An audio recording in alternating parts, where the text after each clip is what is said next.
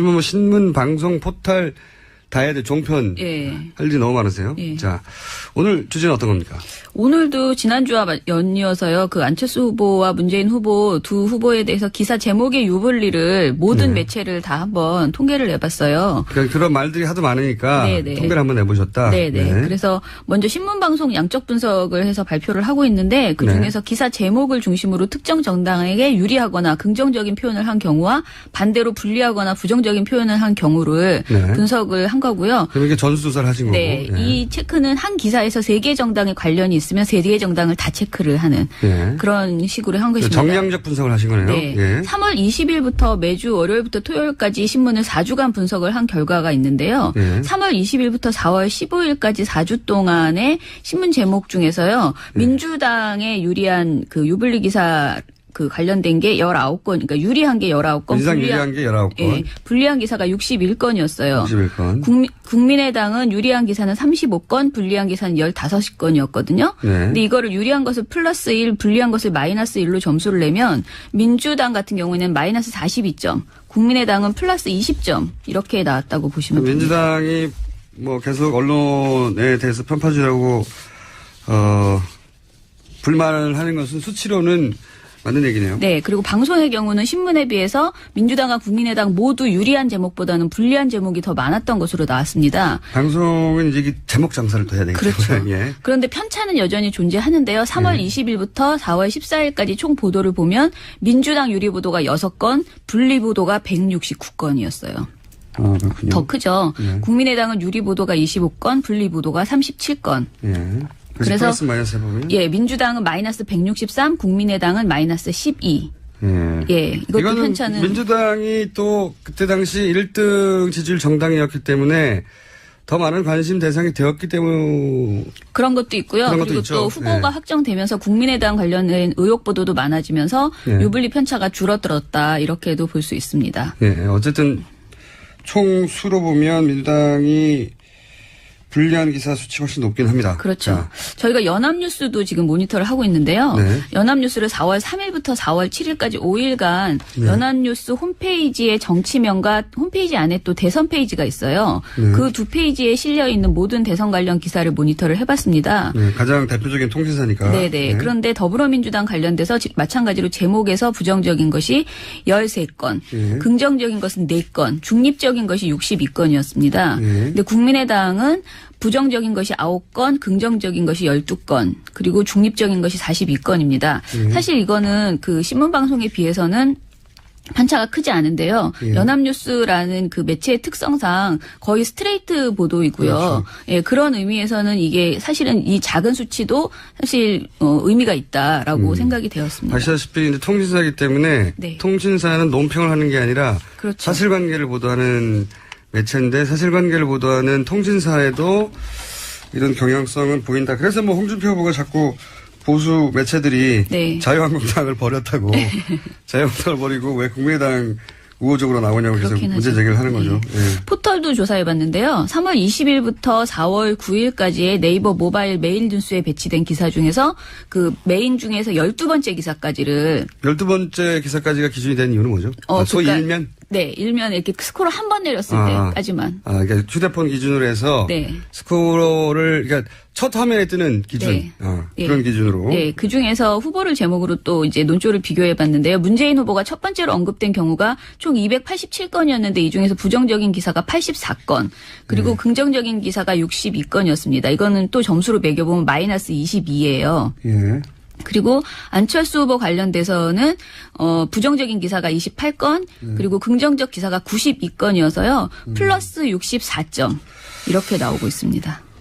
포털에 이건 단순히 이제 그 스크롤을 하지 않은 휴대폰 기준 첫 번째 뜨는 기사 제목물 가지고 분석한 거죠. 네, 모든 대선 기사 제목을 다 본 겁니다. 실제 그 기사의 내용이 아니라 제목만 가지고 평가를 한 정량전 분석인데 부정적 여기서도 이제 문재인 후보가 불리한 수치가 높네요. 네.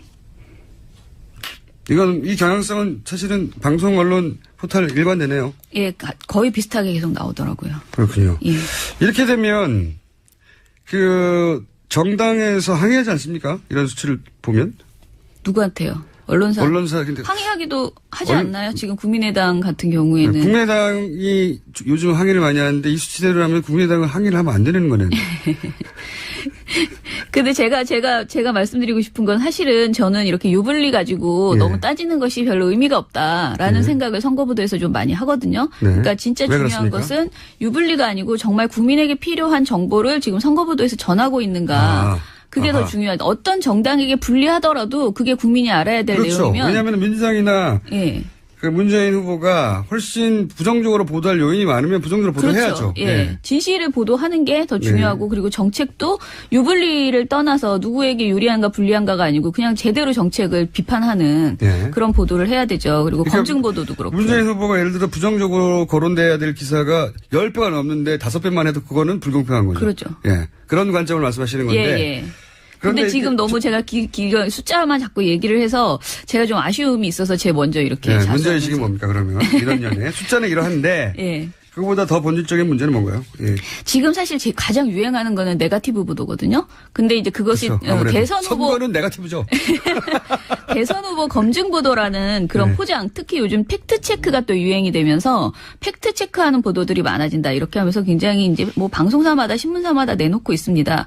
그런데 이것이 언론이 의혹을 합리적으로 제기만 하고 사실관계를 끝까지 입증되었을 때만 보도하는 것이 아니고 그냥 완전히 그야말로 카더라성 그런 의혹을 제기하는 경우들이 예를 들면 굉장히 지금 많아졌죠. 그래서 예를 들자면 뭐 문 후보 아들 특혜 취업 의혹에 대해서 지금 언론 보도 엄청나게 많이 나오고 있죠. 그런데 사실상 이 사안은 문 후보 측과 고용정보원 등에서 해명이 거의 다 나왔어요. 그리고 해명이 되지 않는 부분은 지금부터는 이제 감정적인 호소 부분 석연치 않다는 의혹을 계속 제기하는 이런 식의 내용들이거든요. 그런데도 계속 문 후보 아들 그 의혹에 대해서 별거 새로운 것이 없음에도 불구하고 계속 보도가 나오고 있는 거예요. 언론 입장에 또 이런 것도 있습니다. 왜냐하면은 안철수 후보 관련해서 이제 뭐 크든 작든 계속해서 새로운 종류가 나오는데 이게 이제 언론사들이 이런 보도를 할 때 기계적으로 양쪽 균형을 맞춰줘야 된다고 하는. 그러니까 맞추면 안 된다는 거죠. 제 말. 민원연의 입장은. 이미 이 사안은 똑같은 얘기의 반복인데 기계적으로 맞추려고 억지로 끼워넣는 것도 이건 불공정한 거다. 그렇죠. 이렇게 보신다. 그것은 그리고 똑같은 내용을 계속 반복하고 이제 똑같지는 않아요. 사실은 아주 작은 문제들을 하나씩 계속 발굴해내고 있는데 그것이 이렇게 핵심적인 내용이 아니고 격가지이고 그 사안의 본질을 전혀 건드리지 못하는 그런 의혹들이 자꾸 추가로 나오고 있는 것인데요. 거꾸로 이제 이렇게 생각하시는 분도 있을 거예요. 이제 이 민주당을 지지하지 않는 분들 입장에서는 저 의혹이 안 풀렸는데 왜 더 이상 안 보도해. 이렇게 요청하는 분들도 있긴 있겠죠. 그런데 그 의혹이 정말 할 만큼 다 했으면 그것을 다 전해줘야 되는데 그 내용도 또 안 전해준다는 거예요. 그 의혹에 대한 해명을. 한마디로 저는 누가 한마디 하거나 뭔가 작은 사안이라도 하나 더 꺼내서 계속 의혹을 반복해서 뉴스로 재생산하고 있는 이런 행태가 적절치 않다. 그리고 검증 보도는요. 진짜 검증 좀 제발 해줬으면 좋겠다. 검증 보도가 검증을 안 하고 주장만 전달하고 있다 양쪽에. 근데 이게 검증을 안 하는 것도 물론 못하는 것도 있지만은 사실 검증을 제대로 철저하게 하기 시작하면은 그것이 이제 유불리에 빠지게 되는 이런 경우들이 많아지잖아요. 그래서 어떻게 보면 약간 양시양비론이랑 기계적 균형에 빠져가지고 지금 검증을 제대로 하지 않고 회피하고 있는 것 아닌가 그런 생각이 들고 그래서 이렇게 진실 추적을 포기하거나 선거 쟁점에 대한 가치 판단을 유보하거나 이렇게 하면 안 좋다. 좀 비겁한 태도. 그러니까 양쪽 캠프 혹은 뭐 다른 캠프들이 주장하는 건 담으면서 언론기관들이 직접 자기들이 검증한 내용은 다루지 않고 빠진다. 그렇죠. 따옴표 보도라고 요즘 제가 비판하는데. 그러면서 공정한 척한다. 이런 년의 문제의식은 그렇다. 자 그리고 이제 여기 다루신 영역 중에 종편도 있지 않습니까? 최근에 종편 관련해서는 어떻습니까? 종편은 제가 팝파스에 냈는데 이번에 너무 더플랜 때문에 좀 잘렸는데요. 지금 3D, 3D 이거 가지고 너무 많이 놀려서 제 진짜 이거 너무했다 해도 너무했다 생각될 정도로 재밌는 사안이니까 말장난을 가지고 정말 여러 차례 며칠에 걸쳐서 계속 놀리는 그런 행태들을 보이는데 이것도 상당히 어떻게 보면 편파적인 그런 행태인 거죠. 그리고 또 민영삼 민영삼 씨, 저희 민원연에서 계속해서 주목했던 종편의 근데 이분이 평론가신데 14일 안철수 국민의당 대선 후보 선거대책위원회에 특보로 합류를 했거든요. 그래서 이에 대해서 뭐 언론 보도들이 하루 정도 굉장히 많이 나오더라고요. 근데 이분이 사실 막말에 가까운 강한 표현을 많이 썼고 특히 친노패권주의, 친문패권주의에 대한 비판을 많이 해서 반문 전도사라는 별명이 붙어 있을 정도거든요. 종편 모니터링 하시는 분한테 굉장히 주목받는 평론가셨죠. 그렇죠. 예, 워낙 인기 있는 분이었어요. 왜냐하면 그 발언이나 표현이 강하고 귀에 팍팍 꽂혀서 인기 있는 고요. 예, 그런 의미에서는 이게 사실은 이 작은 수치도 사실 의미가 있다라고 생각이 되었습니다. 아시다시피 이제 통신사이기 때문에 통신사는 논평을 하는 게 아니라 그렇죠. 사실관계를 보도하는 매체인데 사실관계를 보도하는 통신사에도 이런 경향성은 보인다. 그래서 뭐 홍준표 후보가 자꾸 보수 매체들이 자유한국당을 버렸다고 자유한국당을 버리고 왜 국민의당 우호적으로 나오냐고 그래서 문제 제기를 하는 거죠. 포털도 조사해봤는데요. 3월 20일부터 4월 9일까지의 네이버 모바일 메일 뉴스에 배치된 기사 중에서 그 메인 중에서 12번째 기사까지를 12번째 기사까지가 기준이 된 이유는 뭐죠? 소위 그러니까 일면? 네, 일면 이렇게 스코어를 한 번 내렸을 때까지만. 그러니까 휴대폰 기준으로 해서 스코어를 그러니까 첫 화면에 뜨는 기준, 그런 기준으로. 네, 그 중에서 후보를 제목으로 또 이제 논조를 비교해봤는데요. 문재인 후보가 첫 번째로 언급된 경우가 총 287건이었는데 이 중에서 부정적인 기사가 84건, 그리고 긍정적인 기사가 62건이었습니다. 이거는 또 점수로 매겨보면 마이너스 22예요. 예. 그리고 안철수 후보 관련돼서는 부정적인 기사가 28건 그리고 긍정적 기사가 92건이어서요. 플러스 64점 이렇게 나오고 있습니다. 그 포탈에 이건 단순히 이제 그 스크롤을 하지 않은 휴대폰 기준 첫 번째 뜨는 기사 제목물 가지고 분석한 거죠. 네, 모든 대선 기사 제목을 다 본 겁니다. 실제 그 기사의 내용이 아니라 제목만 가지고 평가를 한 정량된 분석인데 부정적 여기서도 이제 문재인 후보가 불리한 수치가 높네요. 네. 이건 이 경향성은 사실은 방송 언론 포털 일관되네요. 예, 거의 비슷하게 계속 나오더라고요. 그렇군요. 예. 이렇게 되면 그 정당에서 항의하지 않습니까? 이런 수치를 보면 누구한테요? 언론사. 근데 항의하기도 하지 않나요? 지금. 네. 더 많은 관심 대상이 되었기 때문에 그런 것도 있고요. 그런 것도 그리고 있죠. 또 후보가 확정되면서 국민의당 관련된 의혹 보도도 많아지면서 유불리 편차가 줄어들었다 이렇게도 볼 수 있습니다. 네, 어쨌든 총 수로 보면 민주당이 불리한 기사 수치 훨씬 높긴 합니다. 그렇죠. 자. 저희가 연합뉴스도 지금 모니터를 하고 있는데요. 연합뉴스를 4월 3일부터 4월 7일까지 5일간 연합뉴스 홈페이지의 정치면과 홈페이지 안에 또 대선 페이지가 있어요. 그 두 페이지에 실려 있는 모든 대선 관련 기사를 모니터를 해봤습니다. 가장 대표적인 통신사니까. 네네. 그런데 더불어민주당 관련돼서 마찬가지로 제목에서 부정적인 것이 13건, 긍정적인 것은 4건, 중립적인 것이 62건이었습니다. 근데 국민의당은 부정적인 것이 9건, 긍정적인 것이 12건, 그리고 중립적인 것이 42건입니다.